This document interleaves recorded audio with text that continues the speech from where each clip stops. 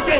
তারা কি গত বছর কোনো শিক্ষা নেয় নাই যে বাংলাদেশের জনগণ যারা জেগে উঠেছে, যারা এখনো প্রতিদিন এবং প্রতি রাতে এই দেশের স্বাধীনতা এবং সার্বভৌমত্বকে পাহারা দিচ্ছে, তারা যৌথ বাহিনীর ট্যাঙ্কের সামনে দাঁড়াবে।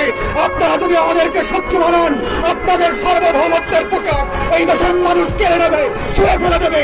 এই সেনাবাহিনী, এই যৌথ বাহিনী, এই পুলিশ ট্যাক্সের টাকা দিয়ে পালবার কোনো দরকার নাই। এদেরকে প্যাকেট করে ভারতে পাঠিয়ে দেন।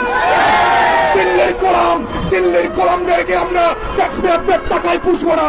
পৃথিবীর অন্য কোনো রাষ্ট্র এরকম আছে কিনা আমার জানা নাই, যে নিজের দেশের সেনাবাহিনী পুলিশদের তার নিজের দেশের জনগণই অন্য দেশের দালাল বলে। ঠিক ঠিক ঠিক, বাংলাদেশ রক্ষ সবাইকে এক হয়ে আবার রাস্তায় নেমে প্রতিবাদ করতে হবে। আর সবচেয়ে বড় কথা, এই দেশ এখনো আওয়ামী লীগের মদতে চলছে। আমার কথার সাথে কে কে একমত আছেন সবাই কমেন্টসে জানাবেন। ধন্যবাদ।